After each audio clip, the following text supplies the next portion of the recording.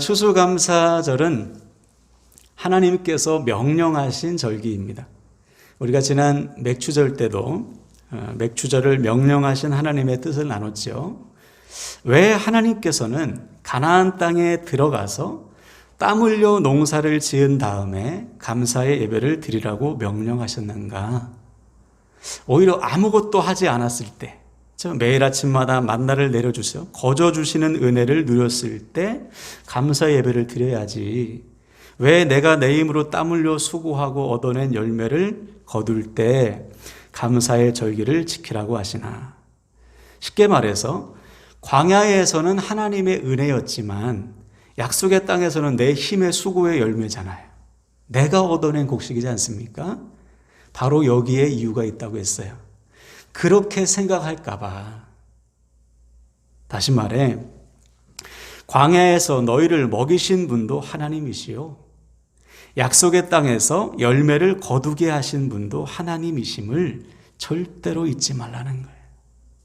모든 것이 하나님의 은혜임을 잊지 말아라. 그래서 절기를 지키라고 하신 겁니다. 오늘 추수감사절도 마찬가지. 추수감사절은 성경에 보니까 별명이 있는데 수장절 또는 초막절이라고 불렀어요. 수장절은 한 해의 농사를 마무리하면서 열매를 창고에 저장할 때 드리는 예배입니다. 이게 수장절. 그런 다음에 그 다음 날부터 일주일 동안 초막 생활을 해야 돼요. 초막절을 지켜야 되는데 광야에 나가서 초막을 짓고 텐트를 짓고 광야 생활할 때처럼 일주일을 지내는 겁니다. 왜 그 기쁜 날, 열매를 거두는 날 초막 생활을 일주일 동안이나 하게 하시는가? 이건 역시 잊지 말라는 거예요. 무엇을 잊지 말아야 되는가? 하나님의 구원의 은혜, 하나님께서 보호하신 은혜를 잊지 마라. 즉 너희를 애굽에서 건져내어 구원하신 그 은혜를 잊지 말고, 너희가 텐트 치며 살던 40년 광야 생활 동안 너희를 입히시고 먹이시고 보호하신 하나님의 은혜를 잊지 말아라. 그래서 매년마다 가나안 땅에 들어가 열매를 거두는 날에 하나님의 구원과 하나님의 은혜를 기억하면서 감사의 예배를 드리라는 거예요. 오늘 우리가 드리는 추수감사절도 마찬가지입니다. 올 한 해 동안 우리를 먹이시고 입히시고 돌보아 주신 하나님의 은혜에 감사함은 물론이요, 나 같은 죄인을 구원하셔서 자녀 삼아 주신 하나님의 은혜를 기억하는 것입니다. 그리고 올 한 해 동안 우리를 이렇게 믿음을 지켜주시고 우리의 삶을 세밀하게 인도해 주신 하나님께 감사의 예배를 드리는 거예요. 그러므로 사랑하는 여러분, 오늘 추수감사주일을 맞이해서 우리를 향하신 하나님의 은혜를 가슴에 깊이 새기시고 오늘뿐만 아니라 매일의 삶 속에서 그 은혜에 감사하는 저와 여러분 되시기를 주님의 이름으로 간절히 부탁을 드립니다. 아멘.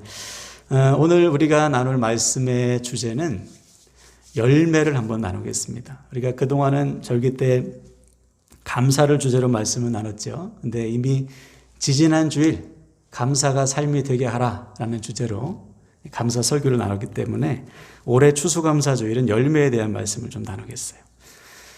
앞에서 이미 말씀을 나눴듯이 추수감사절은 한 해의 열매를 결산하면서 그 열매를 하나님께 드리는, 그래서 감사를 하는 예배인데, 이렇게 말씀하실 분들이 계실 수 있습니다.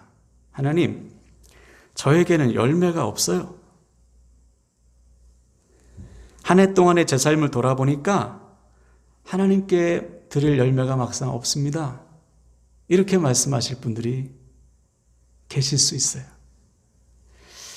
하나님께서 주신 열매에 감사해야 되는데 막상 내 삶에 하나님께 드릴 열매가 없어요.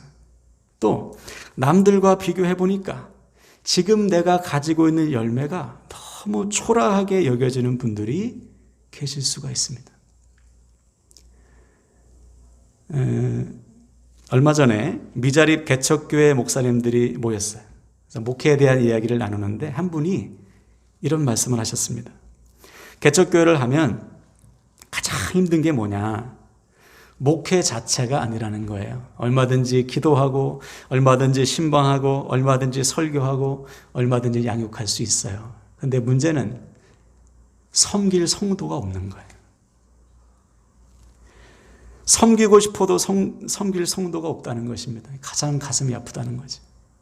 실제로 우리 교회가 포함된 우리 지방만 해도 유천동, 문화동, 태평동 이게 한 지방인데 여기 24개 교회가 있습니다. 24개 교회 가운데 목회자 가정을 제외하고는 성도가 없는 교회가 적지 않아요. 그러니 한번 생각해 보세요. 수년 동안, 아니 많게는 10수년 동안 열심히 목회를 해도 성도가 없으니 얼마나 낙심이 되겠어요. 또 어떤 분은 그래요. 몇 명 되지도 않는 성도님 열심히 섬기는데 그 열심에 비해서 열매가 없을 때 실망스럽다는 거예요. 열심히 섬겨도 믿음의 성장이 없고 삶의 변화가 없는 것을 보면 아무리 목사라 할지라도 낙심이 된다는 것이죠. 맞아요. 나에게 주어진 열매 적을 때, 남들과 비교해서 초라해 보일 때, 또 내가 노력한 만큼 열매가 보이지 않을 때 우리도 얼마든지 실망하고 낙심할 수 있습니다. 그러나 이때 우리가 분명히 알아야 할 사실이 하나 있어요. 뭐냐? 하나님께서 저와 여러분에게 원하시는 열매는 세상이 말하는 열매와는 같지 않다는 것입니다. 무슨 말인가? 예를 들어 우리 예수님의 목회도 한번 보세요. 예수님의 목회 결과적으로 보면 주님의 목회도 미자립 개척교회로 끝나셨습니다. 3년 동안 열심히 목회하셨는데 나중에 보니까 그 많던 사람들 다 떠나고 12명만 남았어요. 12명 중에도 한 명 가룟 유다는 주님을 팔아넘겼잖아요. 11명만 남았어요. 세상적인 기준으로 볼 때 예수님의 목회는 성공한 목회라고 볼 수 없습니다. 미자립 개척교회로 그냥 끝나신 거예요. 그러나 누가 주님의 목회를 실패한 목회라고 볼 수 있겠어요? 숫자적으로 따지면 11명밖에 안 되죠. 그러나 하나님께서는 그 11명을 통해 세상을 뒤집어 놓으셨어요. 할렐루야. 네. 주님께서 집중하신 것은 사람의 수가 아니었어요. 본질에 집중하셨어요. 수천 수만 명의 군중에 따라다녔지만 주님은 그것에 마음을 뺏기지 않고 하나님께, 하나님 나라에 헌신된 신실한 제자들에게 집중하셨습니다. 왜? 그것이 하나님께서 기뻐하시는 열매였기 때문에. 이처럼 하나님 나라의 열매는 숫자가 기준이 될 수 없는 거예요. 또 한 가지, 마가복음 12장에 보면 우리 주님께서 어느 날 성전의 뜰에 있는 헌금함을 보고 계셨어요. 그 당시 헌금함은 여인의 뜰이라는 장소에 13개가 비치되어 있었습니다. 모양이 나팔 모양, 앞에 이렇게 나팔꽃처럼, 나팔 아시죠? 나팔처럼 생겨가지고 이렇게 만들었어요. 노쇠로 만들었습니다. 그 앞에 제사장이 딱 지켜서서 헌금하면 헌금한 액수를 기록했어요. 또 어떤 경우에는 얼마를 헌금했다고 밝히기도 했습니다. 사람들에게. 주님께서 그걸 보고 계신 거예요. 노쇠 헌금함을. 사람들이 헌금하러 옵니다. 먼저 부자들이 헌금을 하러 오는 거예요. 그 당시 헌금은 보통 동전으로 하거든요. 동전. 부자들이 자루에 동전을 가득 가지고 와서 그 노쇠 헌금함에 동전을 쏟아 붓는 것입니다. 한번 상상을 해보세요. 노쇠 헌금함에 부자들의 동전이 떨어질 때 얼마나 요란한 소리가 나겠어요. 차라락 소리 나겠죠. 그러니까 성전 뜰 안에 있는 사람들이 와, 저 사람 부자구나 부러워했을 것입니다. 그렇게 부자들이 한 차례 헌금을 하고 이제 지나갔어요. 그 다음에 누가 오는가? 한 과부, 한 여인이 왔습니다. 성경은 그 여인을 가난한 과부라고 기록하고 있는데 과부가 와서 헌금함에 헌금을 했어요. 딸그락 넣었습니다. 액수를 밝히고 있는데 성경이 2렙돈, 한 고드란트라고 기록하고 있어요. 그 당시 렙돈이라는 것은 이스라엘에서 통용되던 화폐 가운데 가장 작은 단위의 화폐입니다. 고드란트 역시 두 렙돈이 합쳐서 한 고드란트인데 한 고드란트는 로마에서 통용되는 화폐의 가장 작은 단위예요. 이것이 얼마나 작은 양이라면 우리가 잘 아는 장정의 하루 품값 1데나리온이잖아요. 1데나리온의 128분의 1입니다. 오늘날 우리나라 돈으로 따지면 한 700원, 800원 정도, 1,000원이 채 되지 않는 양이에요. 그 적은 양을 하나님 앞에 드린 거예요. 자, 그때 놀라운 일이 일어났는데 그 여인의 헌금을 보신 주님께서 제자들에게 이렇게 말씀했어요. 이 여인이 그 누구보다 많은 헌금을 하였다. 이유가 무엇인가? 저들은 풍족한 중에 일부를 하나님 앞에 드렸지만 이 여인은 자신의 생활비 전부를 드렸다. 여기서도 보세요. 주님께서 받으시는 열매는 양에 있지 않습니다. 그 열매를 드리는 헌신의 마음에 있는 것이죠. 다시 말해 숫자나 양이 아니라 마음을 다한 헌신을 크게 보신다는 거예요. 그러므로 사랑하는 여러분, 오늘 우리는 우리가 하나님 앞에 드리는 열매를 돌아봐야 됩니다. 하나님께서 우리에게 원하시는 열매는 세상이 말하는 많은 수의 열매가 아니에요. 하나님께서 기뻐하시는 열매를 보시는 거지. 하나님께서 우리에게 원하시는 열매는 많은 양의 열매도 아닙니다. 과부의 두 렙돈처럼 마음을 다한 열매를 원하시는 거예요. 한 번 더 생각해 보세요. 이 과부가 자신에게 있는 생활비 전부를 드릴 때 여기에 무슨 계산이 있었겠습니까? 그죠? 하나님께서 자기에게 주신 은혜가 너무 큰데 그 은혜에 감사해야 되는데 지금 있는 것이 이거밖에 없으니 자기에게 있는 것으로 최선을 다해 감사에 헌신을 했던 거예요. 그 마음을 하나님께서 기뻐 받아보시고 크다, 가장 크다고 하셨던 것입니다. 우리도 마찬가지죠.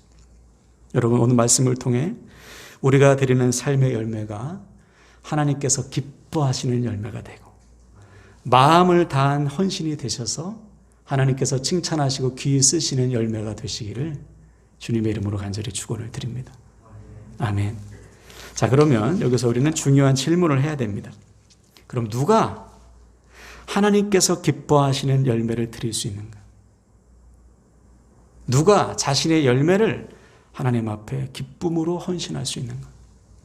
그 해답이 오늘 본문에 나와 있어요. 먼저 오늘 본문 시편 126편에 별명이 있습니다. 별명이 뭐냐면 성전에 올라가는 노래예요. 아마 성경책에도 써 있을 겁니다. 성전에 올라가는 노래. 무슨 말이냐면 이 성전에 올라가는 노래는 이스라엘 백성들이 오늘 같은 절기 때에 감사의 예배를 드리기 위해서 성전으로 올라가면서 불렀던 노래예요. 즉 지금 이 시편을 노래하고 있는 사람은 하나님께 감사의 예배를 드리고 있는 것이죠. 자, 그럼 무엇이 감사한가? 1절을 보세요. 여호와께서 시온의 포로를 돌려보내실 때에 우리는 꿈꾸는 것 같았도다. 그렇죠. 갑자기 포로 얘기가 나오네요. 오늘 본문 시편의 배경은 포로로 잡혀갔던 이스라엘 백성들이 다시 돌아올 때 지었던 시입니다.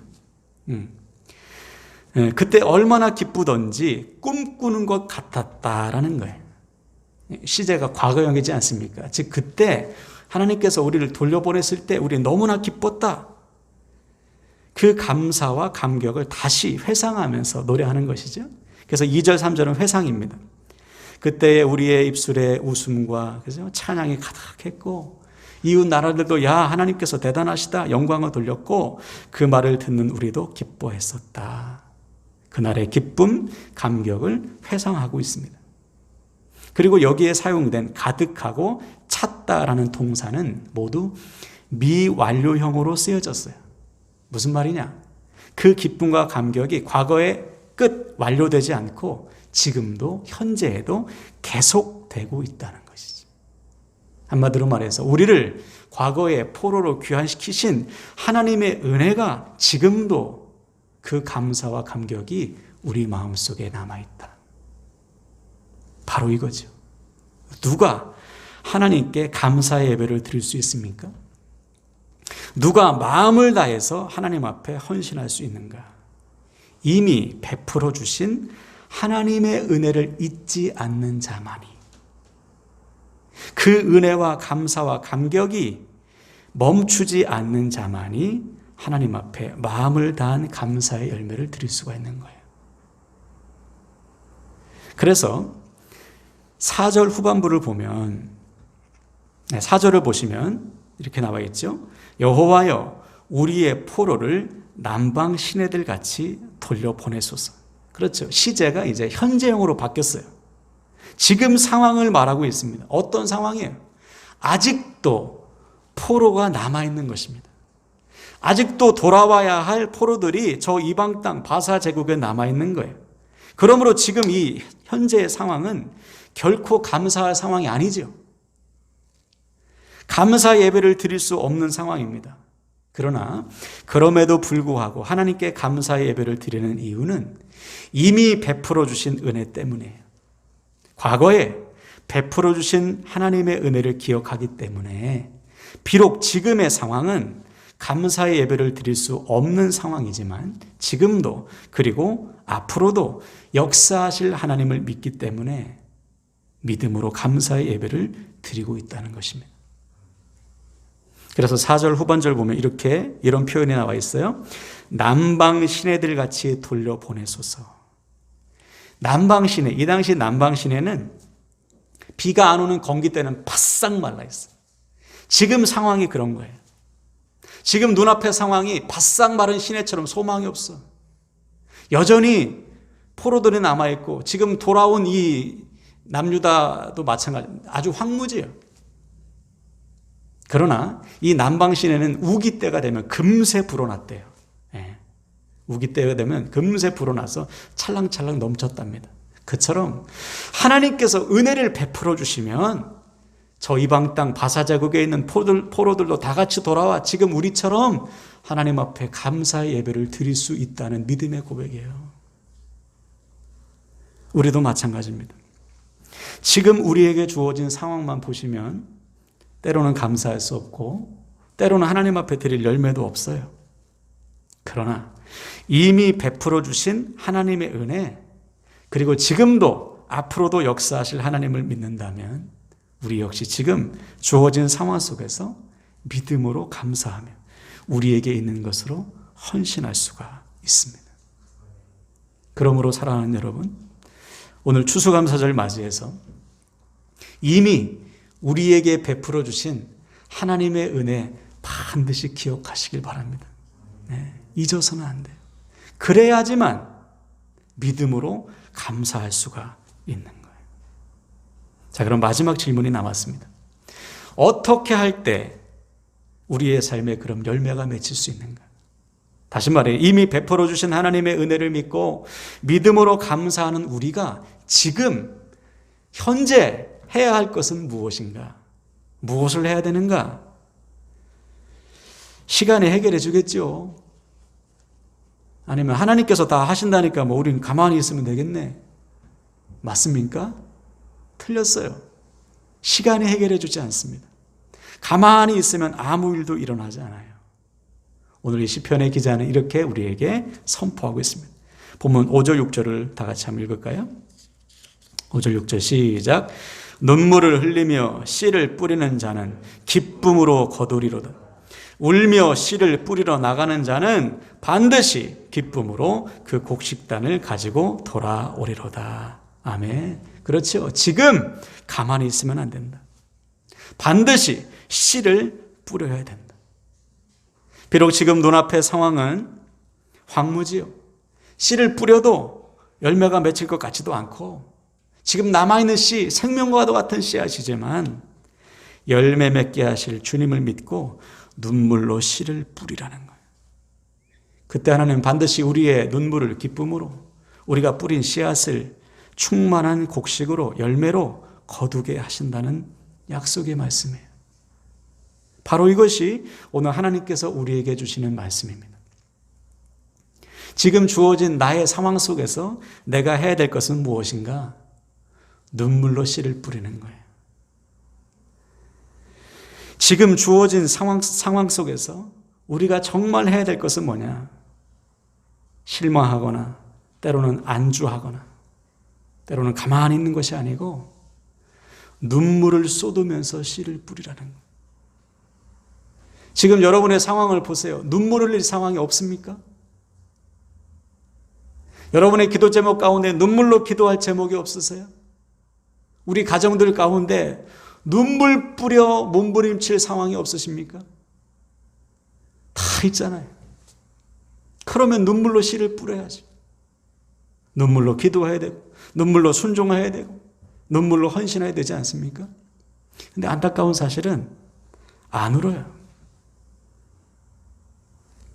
눈물로 씨를 뿌리지 않는 거예요.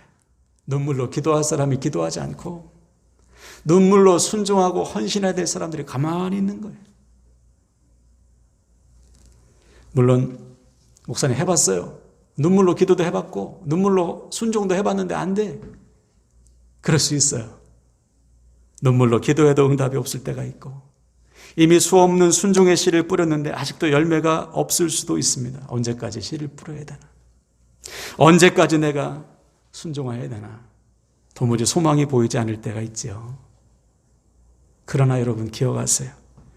열매의 때와 기한은 하나님께 있지 않습니까? 열매의 때와 기한은 내가 아니라 신실하신 하나님께 있는 거예요. 할렐루야. 이 믿음이 있어야지만 우리는 끝까지 눈물로 씨를 뿌릴 수가 있는 것입니다. 요즘 저희 집에서 방울토마토를 기르고 있어요. 아들 녀석이 학교에서 모종 요만한 걸 갖고 왔어요. 이름도 붙여줬어요. 경단이라고. 경단 아세요? 동그란 경단 이름 주어줬는데 물은 안 주네 얘가. 제가 주고 있어요 물을. 근데 얘가 안 자라요. 네. 물을 하루에 한 번씩 주는데 자랄 기미가 안 보여요. 그래서 분갈이를 했더니 얘가 쭉 컸어요. 한 달이 되고 두 달이 됐는데 열매를 맺힐 가망성이 0%. 왜냐하면 꽃이 펴야 하잖아요. 꽃이 필 아주 가능성이 소망이 전혀 안 보이는 거예요. 그래서 한 달이 되고 두 달이 되고 석 달이 됐어요. 그런데 어느 날 보니까 꽃이 하나 탁 핀 거예요. 석 달 만에 야 꽃이 폈구나. 다음 날 되니까요 한 30개가 폈어요. 한 번에. 지금은 어제 열매를 세보니까 32개나 열렸어요. 열매가. 부럽죠? 이제는 빨갛게 될 날만 기다리고 있어요. 언제 자라나 언제 꽃피고 언제 열매가 맺히나 때가 되니까 한꺼번에 열매를 맺게 하나님께서 만들어 놓으신 거예요. 네. 우리가 뿌리는 눈물의 씨앗도 마찬가지. 언제 열매가 맺히나 언제 응답되나 언제 나의 수고와 헌신이 열매로 나타나나 하나님의 때에 되는 것입니다. 여러분 확신과 소망을 가지세요. 오늘 말씀하시지 않습니까? 눈물로 씨를 뿌리는 자는 반드시 기쁨으로 그 단을 가지고 돌아오게 될 것이다. 그래서 바울은 이렇게 선포했습니다. 저를 따라서 한번 선포할까요? 갈라디아서 6장 9절 포기하지 아니하면 때가 이름에 거두리라.